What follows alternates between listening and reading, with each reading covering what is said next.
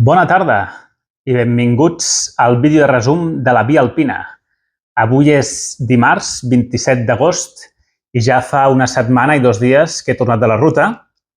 He necessitat aquest temps per adaptar-me després d'un mes d'estar als Alps, tant a les Dolomites com a la Via Alpina, i trobar aquest moment de pausa per fer el vídeo, que serà llarg, com sempre, perquè vull donar molts detalls. Bé, per qui no ho sàpiga, ho teniu al canal de YouTube, he estat 2 setmanes a Suïssa, creuant el país de punta a punta, per la Via Alpina.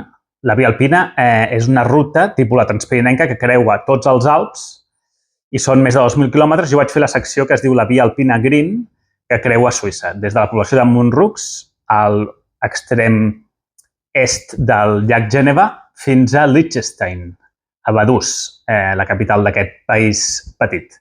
Bé, anem a veure com ha sortit. Vaig publicar a Strava totes les rutes, tots els dies, totes les etapes.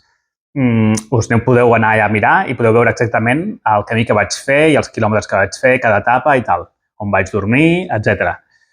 Si sumo tots els quilòmetres que m'han sortit per Strava, em surten 400 quilòmetres. Jo pensava que seria menys, 380, però bé, també s'ha d'afegir algun desviament que he agafat, el penúltim dia que vaig intentar fer aquesta ruta de pujar al punt més alt de Liechtenstein, etc.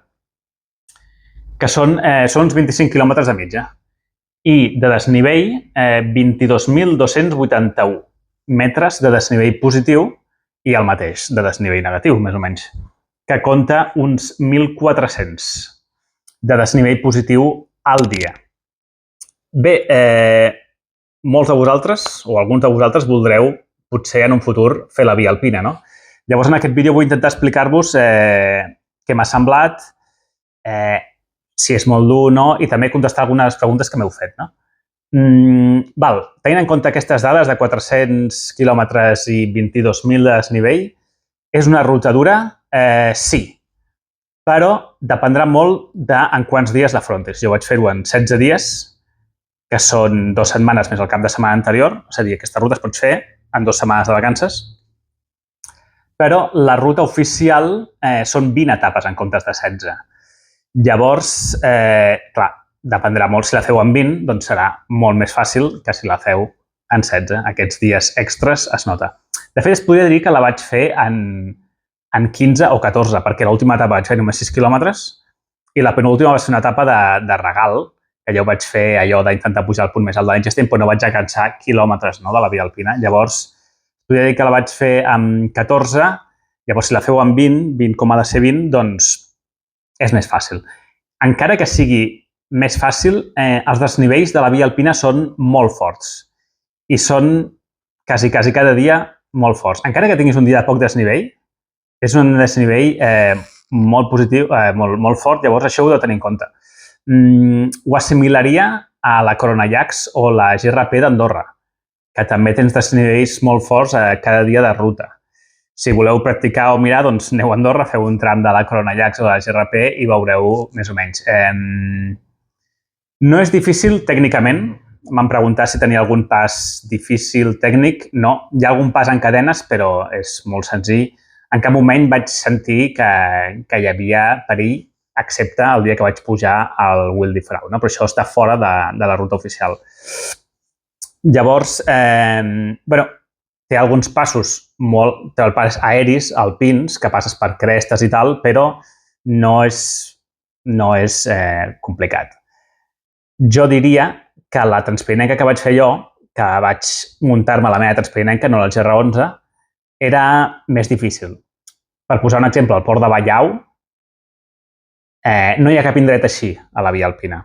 El port de Ballau és perillós, sobretot si ho fas de baixada, si el fas de pujada no tant, però igualment és una tartera que és complicada i no hi ha cap pas així a la Via Alpina, cosa que està molt bé perquè ja te l'adverteixen, ja te l'anuncien com una ruta de senderisme, i això és el que és, una ruta de senderisme. Llavors, en aquest sentit, heu d'estar preparats físicament, però no heu de ser superhomes tampoc per fer-la, ni molt menys. Si la feu en etapes normals, tipus en 20 o en 16, o 16 de veritat, una persona acostumada a caminar per la muntanya en Pirineus, doncs jo diria que es pot fer. Altra cosa que heu de tenir en compte és el tema de l'acomodació, no? Si heu vist els meus vídeos, jo al final vaig fer 4 nits a càmping i la resta de nits les vaig fer amb la tenda de campanya por ahí, és a dir, 12 nits. Clar, això també dependrà de la vostra comoditat. A mi em va semblar que era fàcil acampar. Les regles oficials diuen que has d'acampar a més de 1.800 metres sobre el nivell del mar, és a dir, després de la línia d'arbres, quan s'acaba la línia dels arbres. Però jo vaig trobar que això era una mica complicat, perquè si el temps és bo, ok, no passa res. Si el temps és dolent, vaig trobar que a Suïssa tots els dies de pluja anaven acompanyats de tempesta elèctrica. Sempre que, encara que no m'ho he espiat, encara que estava al poble al costat, jo tenia l'app de Swiss Meteo, que és la que us heu de baixar si feu la via alpina, la Swiss Meteo és molt bona, doncs sempre veia que hi havia tempesta elèctrica. Per tant, quan tu acampes per sobre la línia dels arbres, no tens uns arbres que et protegeixin d'estar exposat als rajos, als llampecs. Per tant, t'has de saltar sempre la provisió, perquè a menys que sàpigues segur que farà bon dia, és convenient acampar una mica més avall, enmig del bosc o a prop d'arbres, perquè no t'agafi cap llampec, no? A part d'aquell dia que em va venir un ranger a dir-me que no podia acampar, jo vaig trobar que acampar era bastant fàcil i ningú deia res. Diuen que pots demanar permís als grangers per acampar a la seva terra. Jo no ho vaig fer cap dia. Jo no vaig demanar permís cap dia perquè cap dia vaig intentar no acampar cap dia a prop d'una granja. Però sí que vaig acampar a terrenys privats. I si ho fas menys o menys amagat, doncs, com ja heu vist, no hi ha hagut gaire problema. És molt millor si ho planifiques amb antelació i... Jo tenia planificat, però no tenia reservats cap càmping. Llavors va haver-hi un parell de dies que em va passar que els càmpings de la vall que volia dormir estaven ocupats. Llavors us aconsello això, us aconsello que especialment a la zona central, que és Lauterbrunnen i Grindelwald, a aquella zona tingueu reservats els càmpings amb antelació. I Kinderstag també. O sigui, són aquestes 3 etapes. Kinderstag, Lauterbrunnen i Grindelwald són zones molt maques, precioses. Llavors tothom vol anar allà, llavors és millor que reserveu els càmpings amb antelació a les valls per així no haver de fer històries rares com vaig haver de fer jo. Al final vaig estar bé. Al final un es busca la vida i ja està. Però sí, en general, si heu d'acampar a la muntanya, no tingueu por perquè és molt probable que encara que us vegi ningú no us diré res. Estic començant una mica pel final per consells. En realitat, el que volia explicar eren una mica les meves sensacions. M'ha agradat molt. M'ha agradat molt la via alpina. M'ho he passat molt bé.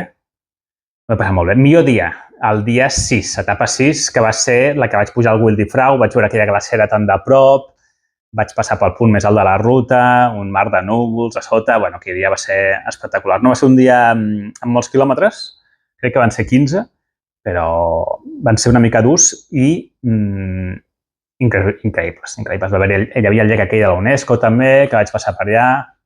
També em va agradar molt l'etapa que passes pel camí dels 4.000, que veus l'Eiger, el Jungfrau, tot això també va ser l'etapa següent i va ser també molt espectacular. El pitjor dia va ser aquell que va ploure, que va ser, crec que l'etapa 13 o 14, em va ploure bastant. No va ser un drama de dia, però ja portava molts dies fora de casa, tal, em va costar una mica mentalment i després vaig recuperar, però tal. Comparació amb la Transpirinenca. Ja hem dit alguns detalls, però anem a entrar més en aquest tema que m'han preguntat. La Transpirinenca és més dura. Ho dic així, fàcilment. El GR11 no l'he fet, val? Jo he fet la meva Transpirinenca, que ja sabeu que la vaig fer, està al canal de YouTube, i la meva Transpirinenca jo la vaig dissenyar que passava per uns llocs una mica complicats, unes pedreres. L'HRP, vaig passar per trossos de l'HRP, és complicat, alguns llocs. A part d'això, jo estic segur que si fas la GR11 també serà més complicat, perquè el fet d'afegir més dies afegeix duresa. Duresa física perquè vas acumulant cansanci, pot haver-hi lesions, etc. I duresa mental perquè al final, per molt bé que tu passis a la muntanya, fer una travessa és dur, perquè el teu cos no vol fer-ho. El teu cos no vol estar allà caminant 10 hores al dia. Vol estar descansant. Llavors es fa dur mentalment en unes certes etapes i després ja es supera, no? La transpirinenca és més dura, també fa més calor.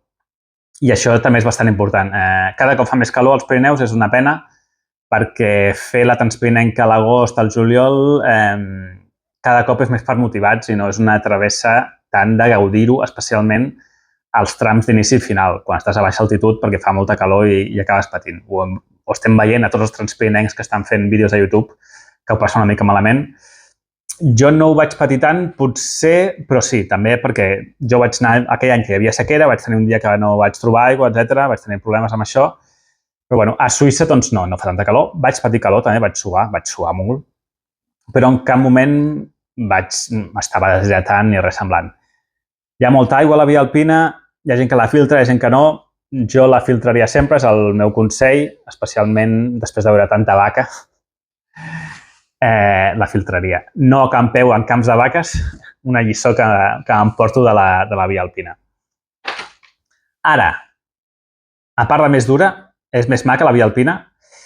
Doncs jo ho dic fàcilment, la via alpina és descaradament més maca que la transpirinenca. Ho tinc molt clar. Els paisatges són més macos a la via alpina, però no tot és millor. La transpirinenca et dona un punt més de que estàs enmig del no-res. Encara que els Pirineus són zones que camines 2 hores i ja estàs a un poble, o 3 hores i ja estàs a un poble, o a una carretera, igualment, ho vaig comentar als vídeos, no? No hi ha xalets i cases per tota la muntanya. En canvi, als Alps, si estàs a 2.000 metres enmig d'una cosa que sembla un cràter, que no hi ha res, i hi ha vaques i un xalet, jo li dic xalet, però són aquestes granges, del granger que cuida les vaques. Això a quasi tota la muntanya. No és molest, però sí que és veritat que no et dona aquesta sensació d'autenticitat. Crec que els Pirineus són més autèntics. I això m'agrada molt del Pirineu, però el paisatge és més maco als Alps. És que és així. Les muntanyes aquestes amb aquestes glaceres són espectaculars. Això al Pirineu no ho tenim o cada cop ho tenim menys, o les glaceres són menys impressionants, són menys visibles perquè estan molt amagades, perquè, clar, no els dona el sol, llavors és difícil passar una glacera, la transpirinenca no passa per cap glacera. Llavors, s'han de fer les dues, la transpirinenca i la via alpina, i no cal quedar-se amb una només, d'acord? Altres diferències de la transpirinenca és el tema dels supermercats. Suïssa, amb això, és molt més fàcil. Tenen un supermercat quasi cada dia. Depèn de quan t'ho muntis cada dia. I si fas etapes, 20 etapes, potser algunes etapes tens cada 2 dies. I si tens mala sort, cada un diumenge, pot ser cada 3 dies, però, en fi, comprar menjar és molt fàcil. I si ja vols anar a restaurants, et pots gastar tots els diners que vulguis i sí que tens restaurants i refugis cada dia, això sí. Clar que això té un cost perquè Suïssa és molt car. I anem a parlar del cost perquè he calculat, he anat pagant amb la Revolut, que és aquesta targeta que no et cobra comissió quan pagues en moneda estrangera. A Suïssa tenen el franc suís, que és bastant equivalent a l'euro, però tot és més car allà. He fet la conversió i m'ha sortit el següent. En transport m'he gastat 150 euros. Això inclou els trens que vaig agafar per anar de Milà, quan tornava a les Dolomites, anar de Milà a Mont-Roux, que és l'inici de la ruta. Inclou l'avió de tornada des de Zúrich fins a Barcelona i inclou el tren des de Vaduz, o a prop de Vaduz, fins a l'aeroport de Zúrich. Tot això sumat 150 euros. Està bastant bé, la veritat. Si hagués agafat l'avió des de Barcelona, m'hagués costat bastant similar perquè els trens són més o menys cars, que em va costar 50-60 euros. L'avió fins a Ginebra, més el tren, doncs et costaria més o menys això. 150 euros el transport. Què més? Supermercats. Coop & Company, 213 euros. La veritat és que em vaig sorprendre quan estava calculant perquè pensava que m'havia gastat més. No m'he gastat tant. Això no inclou tots els formatges que vaig comprar per regalar a la meva família i amics, que vaig comprar com 6 formatges diferents i amb això ja em vaig gastar 30 euros més o alguna cosa així. Això no ho inclou, però el que és menjar del dia a dia, 213 euros per 2 setmanes. Home, és molts diners, però si tu compares amb el que et costaria anar a bars i tal, doncs t'estalvies bastant i tal. Restaurants i cafès. Aquí conto cafès que em vaig fer, la birra del primer dia i l'últim dia em vaig anar a un McDonald's quan vaig acabar la ruta, perquè va estar plovent tot el dia l'últim. El dia que vaig arribar molt d'hora pel matí, després va estar tot el dia plovent. Aquell dia no vaig fer res, va ser molt avorrit. Vaig a un McDonald's, vaig comprar un menú per 20 euros, no, 15, i després per la tarda-nit a l'aeroport de Zúrich vaig anar a un Burger King, 20 euros al menú. És una estacada. Doncs aquests 35 euros inclouen dins dels restaurants i cafès, 76 euros. Vaig abstindre'm molt de prendre cerveses, de prendre cafès, vaig prendre molts pocs, potser 4 en tota la ruta. En aquest sentit, vaig estalviar molt i només em vaig gastar 76 euros. Càmpings. Vaig estar a càmpings el dia 0, és a dir, el dia abans de sortir. Quan vaig arribar, vaig estar al càmping, el dia següent vaig començar la ruta. 2 dies entremig i després els 2 últims dies a Vaduz. Es podria haver reduït a 1 o a 2, depèn de com tu montes. Vaig gastar 142 euros. Els càmpings costen entre 20 i 30 euros. Un preu raonable per dormir quan no faci fred. Aquell dia que em va agafar la tempesta, sort que estava al càmping, perquè si no, amb el vent aquell hauria sigut un rotllo, doncs estava allà al càmping, et pots dutxar. Està bé, val la pena els càmpings. I, per últim, la SIM. Jo he de gravar els vídeos de YouTube, per tant necessito moltes dades, i mira, és una cosa que de Suïssa em va sorprendre, que és relativament barata. Vaig comprar una SIM per 100 gigas, o sigui, tenia 100 gigas per fer el que volgués, 36 euros. Està força bé. Sumat em surten 617 euros, que dividit entre 16 dies són 38 euros i mig al dia. Està bé. Ho pots fer més barat? Difícilment ho pots fer més barat, però sí, podries baixar fins a 500 si m'apures.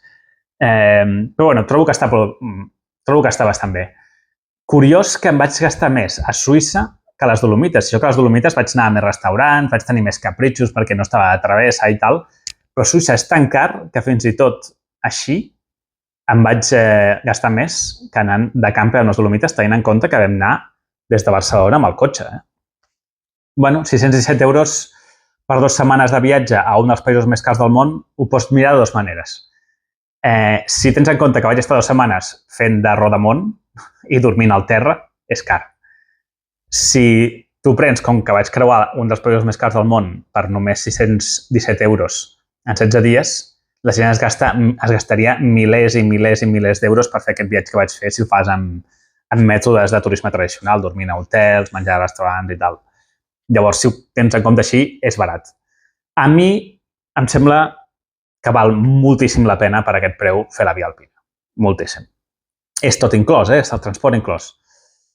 Moltíssim. La via alpina és maquíssima i la recomano al 100%. Alguns altres detalls a saber si voleu fer la via alpina. El tema de la SIM. No aneu amb el roaming de la vostra targeta normal. Suïssa no està dintre de la Unió Europea d'aquesta del roaming, per tant, us claven. És com Andorra. Si activeu les dades allà, us claven. Per tant, us heu d'agafar una SIM, que us recomano molt perquè hi ha molt bona cobertura a la via alpina. No tanta com Andorra, però tens bona cobertura a tot arreu perquè és un país que ja està preparat per això, pels temes alpins. Tema horaris de supermercats. Tingueu-los en compte. Tot això tanca a les 7, més o menys.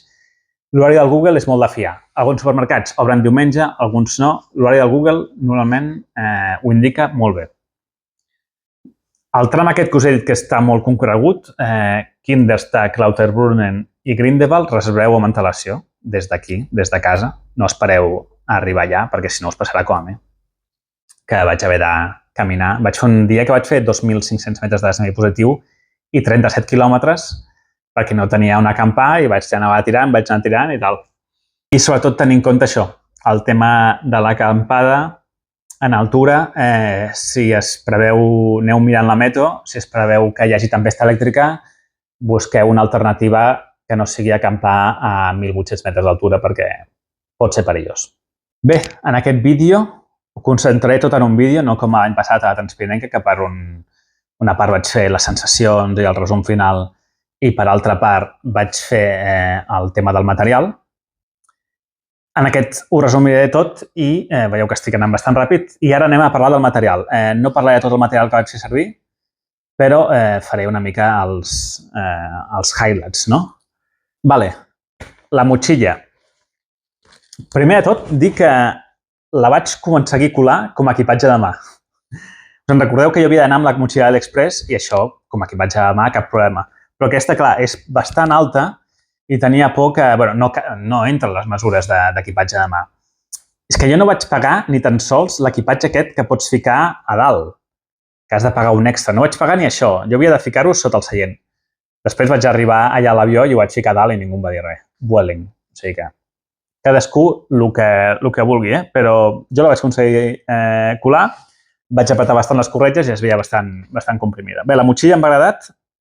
Sí, m'ha agradat. El que vaig explicar a l'etapa 7 o 8 és més o menys encara el que penso. La trobo que és una mica massa alta i, per tant, em dona, quan faig així, em dono, i això em molesta, especialment el barret aquell. Doncs clar, com veieu als vídeos, he d'anar amb el barret doblegat perquè, si no, em va rascant i em molesta. Això pot ser perquè no sigui la meva talla, també. Si algú de vosaltres té la Osprey talla S/M, aquesta és la LXL, doncs que es posi en contacte amb mi perquè m'agradaria provar-la, no per comprar-li ni per robar-li, simplement per provar-la i a veure si la puc canviar, bueno, canviar-la no, però vendre aquesta i comprar-me l'altra, a veure si em ve millor de talla. A part d'això, la motxilla, quan no era això, doncs és còmoda, perquè pots ajustar tot el que vulguis. Quan vols ficar-li més pes a la cintura i treure pes d'aquí, doncs és molt fàcil perquè és molt còmode. No em va apretar això, aquí la cintura no em va apretar que em fos incòmode, més còmode. Quan ja et molesta aquí, ho destenses i tal, i, bueno, en aquest sentit, tal. Jo portava poc pes igualment. És una motxilla que en principi està pensada per 12 quilos. Jo portava molt menys. Jo anava a un pes base de 5. I si li sumes aigua i menjar, com a molt, algun dia potser portava 10. Com a molt. I, bueno, per aquest pes, doncs, trobo que va estar molt bé. L'únic que se'm va trencar el tema aquest d'aguantar els pals, que encara ho he d'arreglar, i aquestes corretges d'aquí són una mica incòmodes per treure i posar l'aigua, perquè trobo que si no les tens molt sueltes, costa molt de ficar l'aigua. He vist per internet que hi ha gent que ha fet hacks per això i m'agradaria provar-los perquè no. És simplement agafar aquestes corretges i com dividir-les en dos, aquest tram treure'l i només agafar aquest tram d'aquí baix i aquest tram d'aquí dalt. Ja veurem. Si hagués començat des del principi amb la Osprey des de casa i l'hagués pogut modificar, també hagués tret el bolet o el servei o com li vulgueu dir, perquè em va sobrar espai, no era necessari el bolet aquest. Llavors, amb aquesta cosa que porta, doncs ja n'hi ha prou. Se'm va fer gran la motxilla, o sigui, 38 litres, que és la més petita, i se'm va fer gran perquè jo porto un equipatge així bastant minimalista, no? Sí, la recomano i la seguiré fent servir. Sí. Què més? La placa solar. Vaig haver de canviar de placa solar a l'últim moment perquè aquella que tenia no funcionava i em vaig comprar el Decathlon i molt bé, carrega molt i és molt fiable. Quan li dona llum directa és que carrega molt i molt bé. Són 300 grams, és molt, però, bueno, com a youtuber, doncs mira, crec que és una cosa necessària. Vosaltres no hauríeu de portar placa solar si feu la via alpina perquè cada dia et trobes endolls. Ja sigui en cases que hi ha por ahí, no dic que entris a casa d'algú, però per fora de les cases hi ha endolls, per fora dels súpers, als negocis, a les tendes, als pobles hi ha endolls, per tant, no necessiteu placa solar si aneu a fer la via alpina. No us recomano que la porteu, ni una petita tampoc, perquè és que teniu endolls cada dia, no? Porteu un powerbank de 10.000 o així i ja en tindrem prou. Val. Això. I això ho vaig comprar, això és una navalla. Ho vaig comprar perquè jo tinc una navalla metàl·lica normal, però, clar, jo anava amb equipatge de mà i no volia haver-la de llançar a l'aeroport. Llavors vaig comprar aquesta per €1,50, era la més barata i que era molt lleugera, crec que pesa 30 grams o menys, de l'AliExpress, i la fulla és ceràmica, no és metàl·lica. Això ho havia de llançar abans de pujar a l'avió, però em vaig oblidar. I el control d'equipatge no m'ho van fer treure.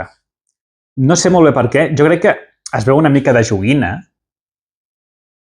i potser van pensar que era el típic ganivet de joguina que fan servir els nens, no? O el típic de plàstic, que no talla. No, això talla moltíssim. Un dia em vau veure amb això embenat, i encara tinc una mica de cicatriu, va ser perquè tallant un fuet, em vaig fer un bon tall de, posa-li 1 mil·límetre o així, que aquí al dit doncs fa mal. Vaig estar 3 dies amb això, no perquè em fes especialment mal, però perquè cicatritzés bé i va cicatritzar bé. Això talla moltíssim, per tant, ho recomano molt i és molt lleuger i, ostres, si ho pots passar a l'equipatge de l'avió, per començar, si t'ho tiren, no passa res, perquè això val 1,5 €. I si no t'ho tiren, doncs, home, està bé no haver d'anar a Montrux i comprar una navalla, que és el que tenia pensat fer, anar a un basar i comprar-me una. Ja està. Molt bé. Molt recomanable aquesta navalla ceràmica. Què més? Les sabatilles.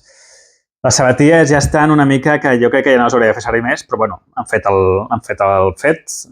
Les he posat a diverses excursions, les he fet servir per entrenar, i altres Dolomites, i he fet tota la vida alpina amb elles. Són unes sabatilles, les Salomon Pulsar Trail, que són mega còmodes. Són les sabatilles més còmodes que he tingut mai. Cap llaga, només aquí als dits, però no té res a veure amb això, perquè això és cosa dels dits, ja està. Però és que anava tan bé i tan còmode que no vaig fer com a transpirinenca que cada parada em treia sabatilles. La transpirinenca cada parada em treia sabatilles perquè respirés el peu, també perquè fa més calor la transpirinenca, i evités la sortida de llagues, i així vaig aconseguir que em sortissin molt poques. Però me'n van sortir. Amb aquesta ni calia. Vull dir, hi ha dies que la portava tot el dia i no tenia cap problema. És que les que tenia altres Salomon, les XA-B8 Pro, són massa dures. I això es nota perquè el peu no s'acaba d'adaptar bé. En canvi, aquestes són les típiques trail runners, molt toves i va superbé. Bueno, espectacular. La màxima amortiguació també, no feia mal a la sola del peu, t'ajuda als lligaments a no fer-te mal, aquesta amortiguació va molt bé. L'únic problema és que tenen molt poc taco. Ara encara menys perquè ja estan fetes servir, però tenen molt poc taco. Llavors, clar, per terrenys molt tècnics no serien molt recomanables.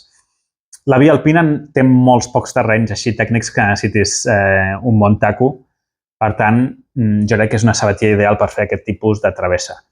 Sí que és veritat que jo vaig pujar aquell 3.000, que amb això no era molt adequat, però bueno, en fi. Les polaines van anar molt bé, però sí que és veritat que aquest any no vaig enganxar prou bé el velcro aquí darrere i se'n va treure. Igualment, sense el velcro es mouen una mica, però va fer el fet. El velcro, les polaines no les vaig trobar tan necessàries perquè a la via alpina, com plou més, el terreny està més humit, per tant, no saltes tantes pedretes i salten tanta pols a dintre la sorra, a dintre la sabata. Però igualment, doncs va bé perquè no m'entrava quasi cap pedreta a la sabata i això és bastant còmode. Algú em pregunta si el Midonal barret va servir d'alguna cosa. No. El Midonal barret va funcionar 2 dies a les Dolomites i després, no sé què va passar, que ja com que es va treure. Potser no ho vaig fer prou bé, ho vaig fer amb el midó d'arròs, potser s'havia de fer amb maizena, no ho sé. Però, bueno, no va servir de gaire.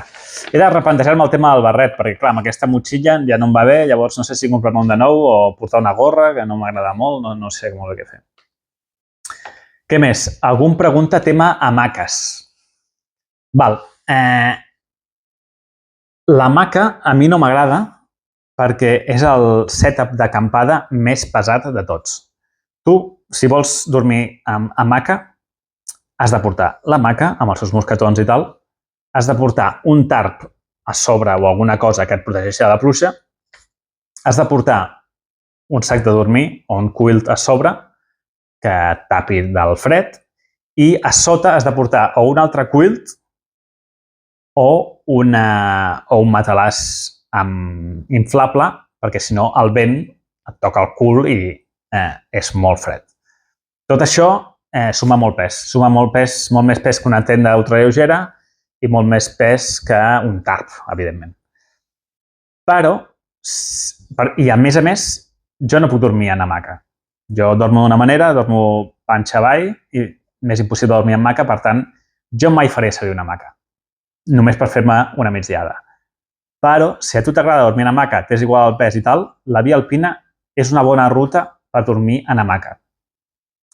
Per què? Perquè, com he dit, hi ha uns desnivells molt forts. Llavors, a vegades és complicat trobar un lloc pla. Si heu vist els meus vídeos, heu vist que a vegades costa trobar un lloc pla. I no només això, sinó costa trobar un lloc que no et vegin. Perquè encara que la gent d'allà sigui bon rotllo i tot el que vulguis, jo sempre intentava que no em veiessin per si a cas. Perquè una multa suïssa no deu ser cap broma.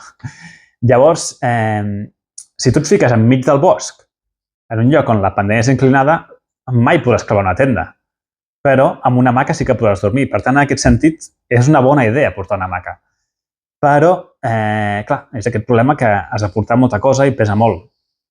Però si t'agrada l'hamaca, és una bona ruta per fer-la en hamaca. Clar, si vas en hamaca hi ha un problema, que és que quan vagis a un càmping, no ficaràs una hamaca a un càmping, no? No, els càmpings és per ficar tendes, autocaravanes, tal.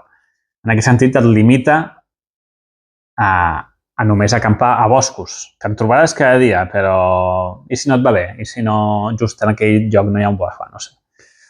Què he de parlar més? He de parlar també del tema de la funda de la motxilla. Bé, la funda impermeable de la motxilla, Osprey no la porta. O sigui que tu quan et compres les seves motxilles no la ven, no et ven incorporada. I a part d'això, jo tampoc me la compraria ni li ficaria ni a la Osprey ni a cap altra motxilla. A la Transpirinenca no vaig portar funda de motxilla i mai he portat funda de motxilla. És un ítem inútil, quasi inútil. Jo portava tot dintre una bossa de Nyloflume que ensenyo el vídeo del material que vaig portar a la ruta. És una bossa transparent on fico tot a dintre i després ho tanco amb una pinça i, bueno, és una bossa dura, imagineu-vos una bossa d'escombraries, però amb un material molt més dur que no es trenca. I així portar tot a dintre, llavors, doncs, si plou, és impossible que entri l'aigua a menys que tinguis un forat. Per tant, així tinc protegit tot. A part d'això, el sac el tinc a una bossa estanca, el menjar el tinc a una bossa estanca i l'electrònica també tenia una bossa estanca, doncs, per si a cas i també per tenir-ho una mica tot organitzat. Per què portes una funda de motxilla? La funda de motxilla no impedirà que tot el que tens dintre la motxilla no es mulli.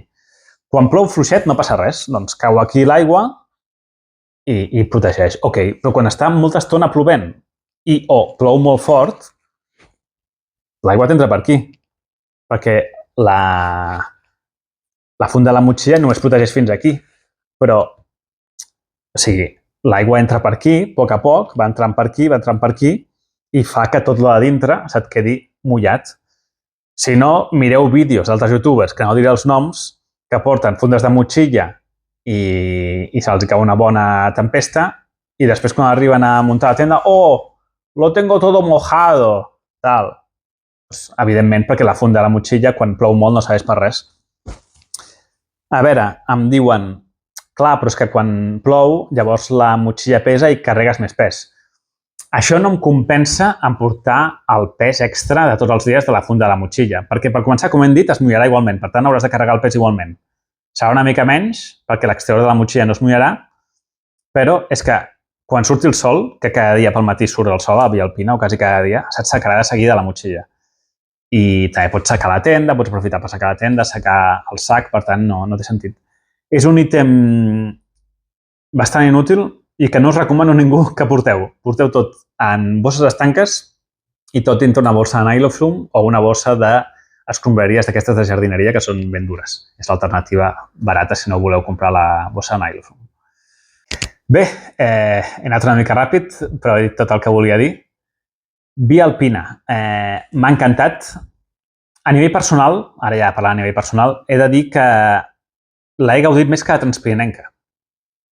Però la Transpirinenca va ser més emocionant. La Transpirinenca és aquesta cosa que havia sentit jo des de petit, que jo pensava que era per atletes o per superhomes, i llavors, clar, era, entre cometes, un somni que veia irrealitzable, al final es va realitzar, i clar, això va ser molt emocionant. Si a més l'afegim la lesió que vaig tenir, que vaig poder superar i que tothom m'anava animant per xarxes socials i per YouTube i tal, doncs la Transpirinenca va ser molt emocionant.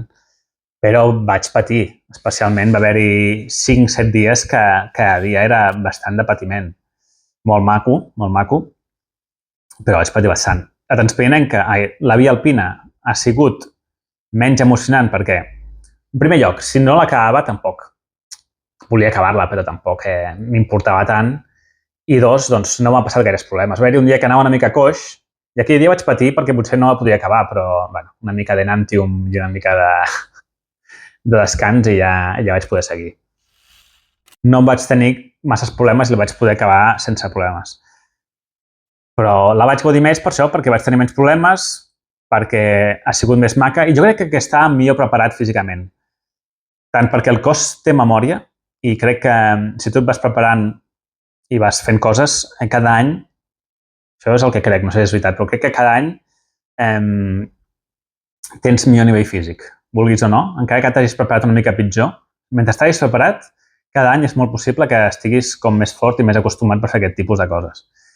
Ja vaig anar al gimnàs, que aquest cop no hi havia, l'any passat no hi havia anat, a fer enfortiment de cames, jo crec que això també va ajudar. Llavors, doncs, això, he gaudit més la via alpina. Les dues experiències són molt recomanables. En termes de YouTube, doncs, hi ha hagut moltes menys visites que la Transpirinenca, cosa que ja m'esperava, és normal. Més o menys els vídeos han tingut la meitat de visites. 600, 700, 800, i a la Transpirinenca tenia 1.000 i pico, 2.000 cada vídeo. És normal per això, perquè hi havia més emoció, la Transpirinenca és una cosa que tens més a prop, llavors a la gent li interessa més, la gent de Catalunya, perquè molta gent vol anar a fer-la, coneix els jocs, tal, és com més proper. Però, bueno, dit això, jo m'he passat bé gravant els vídeos. M'he passat bé, ha sigut interessant i m'ha fet divertir més mentre caminava, anar parlant a càmera, anar col·locant el trípode i tal. Alguns dies tenia menys ganes, però normalment tenia força ganes. I també els vídeos curts, els reels que he penjat a Instagram i com a short de YouTube, que podeu estar veient tota l'estona, n'he ficat uns quants. Doncs amb la música que li ficava de fons també era bastant divertit, anar pensant com feia una mica el tonto, aquí, ficant-lo a l'enxufe, fent aquell que canto la cançó del Miqui Núñez, etc.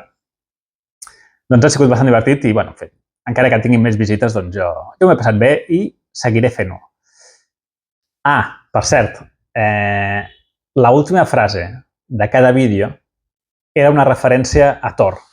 Aquest any ha sortit un documental sobre el que va passar a la muntanya de Thor. Jo què sé, jo pensava que la majoria que veieu al meu canal doncs ho sabíeu perquè el vídeo més vist del meu canal és un vídeo que vaig a Thor, que té 32.000 visites ja, una barbaritat. I en homenatge a la sèrie de Carles Porta, doncs al final de cada frase, de cada vídeo, és una frase de la història de Thor, d'algun dels personatges de Thor. A mi em feia patir perquè hi havia molta gent que no ho pillava i jo pensava que s'ho creia, que hi havia gent que m'estava dient que te volia partir les costilles i aquestes coses. No. Tot era fora de context i totalment inventat. I ara és on ve l'última part del vídeo, que és i ara què? I ara què? El canal de YouTube seguirà. No prometo res, per tant, no sé quan pujaré vídeos i tal, això ho aniré tal. M'agradaria pujar algun altre vídeo a l'estiu, encara queda bastant estiu, encara es pot anar a la muntanya i fer coses. Tinc algunes idees de vídeos així sueltos bastant pendents que poden ser interessants. I tema travesses, doncs, a veure, al desembre, l'any passat, vaig anar a les Canàries, a la Palma, i aquest any torno a tenir alguns dies de vacances i m'agradaria fer alguna altra travessa d'aquestes curtes, potser per Canàries també, potser per Tenerife, en comptes de per la Palma. No ho sé, ho pensaré. No sé si aniré, però ho pensaré. Tinc un projecte gran que no sé si es podrà materialitzar perquè no depèn de mi. No dic res més. Si es materialitza, doncs ho sabreu de seguida perquè es liarà una bona. I respecte a l'any que ve, doncs m'agradaria tornar a fer una altra travessa l'any que ve. No sé si a l'estiu o no sé quan, però tipus la via alpina, tipus la Transpirinenca. El que passa és que no tinc idees, no sé on anar. M'agradaria que no fos ni els Pirineus ni els Alps. ni als Alps, de cap país dels Alps. M'agrada molt els Alps, però per canviar una mica m'agradaria que fos una mica més lluny. Si algú té alguna idea, doncs que m'ho digui. Ha de ser una travessa d'això de 2, 3, com a màxim 4 setmanes i que sigui de senderisme. Bé, moltes gràcies als que m'heu seguit. Si no he respost la vostra pregunta, ho sento, me la torneu a ficar als comentaris i us la responc de manera individualitzada. Moltes gràcies per seguir-me i fins la propera. Ciao!